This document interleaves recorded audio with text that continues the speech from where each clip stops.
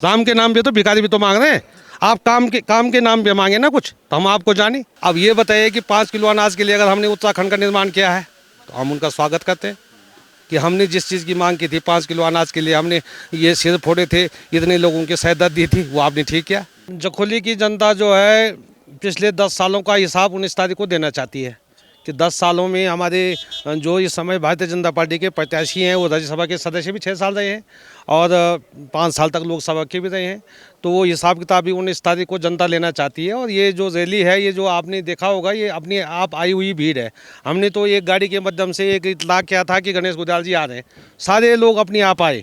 सारे लोग 19 तारीख का बेसब्री से इंतजार, जैसे होली दिवाली का लोग करते हैं वैसे बेसब्री से 19 तारीख का इंतजार लोग कर रहे हैं कि 19 तारीख को आई और हम भ्रष्टाचार के खिलाफ इनको जवाब दें कि 10 साल तक आपने जो भ्रष्टाचार किया है, जो जनता के रोजगार को छीना है, अंकिता भंडारी का केस हो, चाहे जनता का रोजगार हो, चाहे तमाम किस्म की बातें हैं, इसका जवाब 19 तारीख को जनता देगी। और निश्चित रूप से इसकी शुरुआत जखोली से होगी, क्योंकि जखोली हमारे प्रदेश का बहुत पिछड़ा हुआ क्षेत्र है।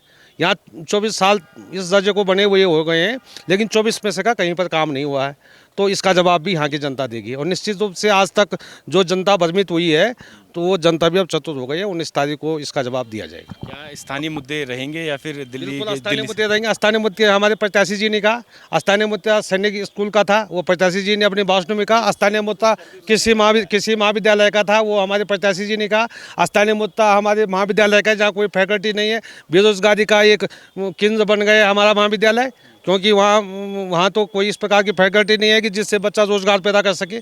अभी आप देख लीजिए कि यहाँ पर ये पॉलिटेक्निकल है। तो तमाम किस्म की योजनाएं हैं जो यहाँ से उठी तो हैं, लेकिन आगे नहीं बढ़ पाई और तमाम बंद हैं। और सबसे बड़ा मुद्दा तो यह है कि आपका जो ऑल वेदर रोड उसका मार्ग का है, तो घनसाली से सुमाड़ी तक का क्षेत्र हमारा है, यहाँ ऑल वेदर रोड नहीं है, जबकि यात्रा मार्ग है, ये सभी जानते हैं।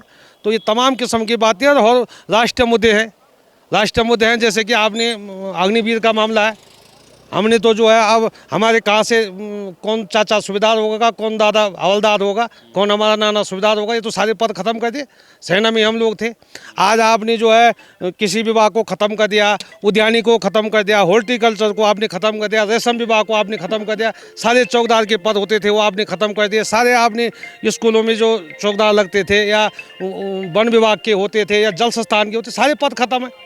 सारे जो सृजित पद थे सारे खत्म है। चलिए, आप इतने बड़े बड़े मुद्दे तो गिना रहे हैं, लेकिन बीजेपी के जो बड़े मुद्दे हैं वो 370 है, राम मंदिर है, इन पर क्या बोलेंगे? अच्छा, राम मंदिर मैं गया था और राम मंदिर के बारे में मैं कहना चाहता हूँ कि राम मंदिर 13 दिन तक मैं रहा और रामलीला करके आया। और राम उस 13 दिन की रामलीला के आप वीडियो में देख सकते हैं। और उस दिन जब आदित्यनाथ जी वहाँ मुख्य अतिथि थे, उससे पहले दिन रामलीला का उद्घाटन मैंने किया। मुख्य अतिथि मेहता अर्जुन सिंह गहलोत। दूसरे दिन उत्तर प्रदेश के मुख्यमंत्री योगी आदित्यनाथ जी वहाँ के मुख्य अतिथि थे। तो वहाँ भी मैं देख के आया। तो आप विकसित है जो मंदिर है, वो मंदिर पूर्ण रूप से बना नहीं है। मंदिर मतलब मंदिर कहाँ है? अयोध्या में आज भी मंदिर नहीं बना। आज भी इतना समय हो गए। 22 तारीख जनवरी के बाद लोग तो इसी नाम पे वोट देने जाएंगे। कहना चाहता हूँ, अगर बना है और पूर्ण रूप से मंदिर का अगर आपने उद्घाटन किया तो मेरे ऊपर मुकदमा करे। मंदिर तो बच्चा माँ के गर्भ से 9 महीने बाद निकलता है, और 9 महीने बाद जब निकलता है तब वो बच्चा कहलाता है। और आप अगर 6 महीने में निकलेगा तो आप विकसित निकलेगा, विकास तो उसका होगा नहीं, पंगु होगा। आपने वोट बैंक के लिए भगवान राम को भी पंगु बना दिया और समय से पहले आपने उस मंदिर का उद्घाटन कर दिया। और ये मैं चैलेंज के साथ कह रहा हूँ, आज आप भी देखें, आज की तारीख में भी 22 जनवरी से आज कितना समय हो गया, आज की तारीख में भी मंदिर नहीं बना है। आज की तारीख में भी मंदिर बनेगा। मैं ये नहीं कह रहा हूँ कि नहीं बन रहा, मंदिर बन रहा है, लेकिन अब विकसित है, अभी नहीं बना है। और जहाँ तक आपने 370 की बात की, तो 370 आप कह रहे हैं हटा, और उसके फायदे क्या हुए आपसे ये मैं जानना चाहता हूँ कि आप ये बताओ कि 370 हटने से क्या रोजगार कश्मीर वालों को मिला है, क्या कश्मीर वालों का भला हुआ का, और कहाँ 370 आपने हटा करके क्या कौन सा विकास वहाँ का हुआ है? ये तो वाले इसी पे वोट मांग रहे हैं। मैं तो ये कह रहा हूँ कि बीजेपी को एक तो संसार परिवर्तनशील है। 70-65 साल तक कांग्रेस ने राज किया तो जनता ने ये चाहा कि बीजेपी वाला कुछ नया करेंगे, लेकिन नया उनसे कुछ हो नहीं पाया। और एक बात तो एक थी, एक जुमलेबाजों की सरकार थी। दूसरी बात ये थी कि कांग्रेस का जो बहुत लंबे समय तक जो शासन रहा है उसको जनता परिवर्तन चाहती है, तो परिवर्तन के रूप में जनता ने परखा है। और अब जनता समझ गई है कि 10 सालों में भारतीय जनता पार्टी ने क्या किया। आप ही बताइए, आज पेंशन की बात होती है, चाहे आप निर्बल वर्ग की बात करें, चाहे आप वृद्धावस्था की बात करें, चाहे आप विधवाओं की बात करें, किसी की बात करें, तो सारी योजनाएं तो कांग्रेस के टाइम की। एक योजना आप बताइए भारतीय जनता पार्टी के टाइम की कोई नई योजना ही कोई हो। एक अग्निवीर नई योजना थी, उसके नाम पे वो वोट नहीं मांग रहे हैं। उसके नाम पे इसलिए वोट नहीं मांग रहे हैं कि वो योजना ठीक नहीं, वो तो हमारे लिए हमारे साथ एक बहुत बड़ा धोखा है। बहुत बड़ा धोखा अग्निवीर हमारे साथ है, क्योंकि इंटर करने के बाद हमारा बच्चा पोस्ट ग्रेजुएट करेगा, आप इंटर करने के बाद उसको अग्निवीर की भर्ती में ले जा रहे हैं और वहाँ कुछ लोगों को ले रहे हैं, कुछ लोगों को आप बाहर कर रहे हैं। जो बाहर हो रहे हैं उनका हौसला तो उसी समय खत्म हो रहा है कि हम अग्निवीर के लायक भी नहीं है। और जो अग्निवीर में 22 जब एक का दुगा लग भी रहे हैं, वो 4 साल बाद घर आ रहे हैं। तब तक विधायक का लड़का और संसद का लड़का यहाँ MBBS कर रहा है, BTech कर रहा है, MTech कर रहा है, बड़ा अफसर बन रहा है, और वो उसके दरवाजे पे चौकीदार बन के खड़ा रहेगा।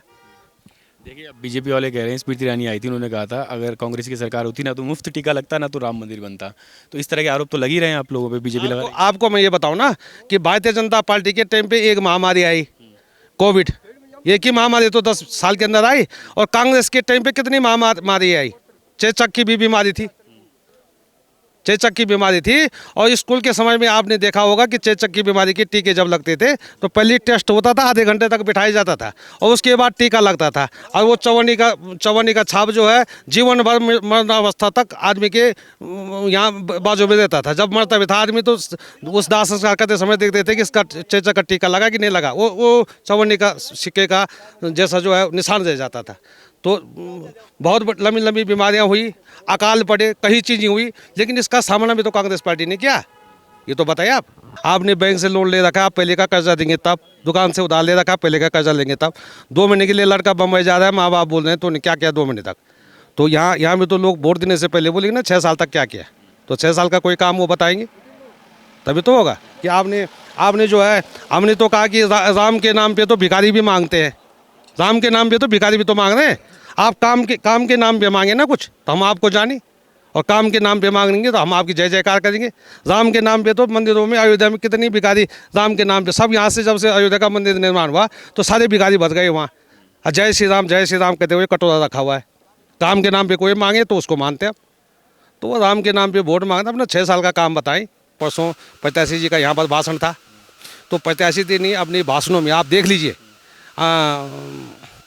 अनिल बड़ौनी जी ने अपने भाषणों में न तो भारतीय जनता पार्टी का नाम लिया, न कमल के फूल का नाम लिया, और न अपना नाम लिया। जी नाम उन्होंने नाम लिया मोदी जी को बनाना है 30 बार प्रधानमंत्री, और उसमें काम के बदले में 5 किलो अनाज गिनवाया।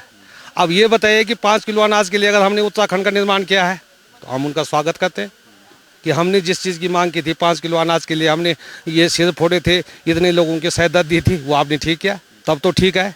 लेकिन 5 किलो अनाज दे करके तो आपने किस प्रकार का भिखारी हमको बना दिया, किस प्रकार। अगर 5 किलो अनाज से ही वो हो रहे तो सारे वो कर दीजिए, आप सारे बेरोजगार बिठा दिया घर में।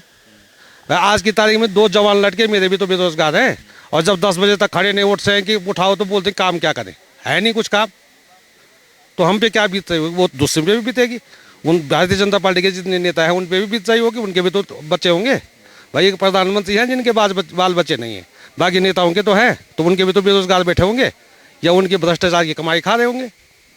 तो ये तमाम मुद्दे हैं, बहुत सारे मुद्दे हैं, और क्या कहते हैं उसके लिए कि जनता तो आज सारे मुद्दों को समझती है, छोटे से बड़ा से लेकर के, और 10 साल तक जनता गुमराह हुई है। और निश्चित रूप से हम समझते हैं कि इस बार नहीं होगी, और इस बार बहुमत से कांग्रेस पार्टी की सरकार बनेगी।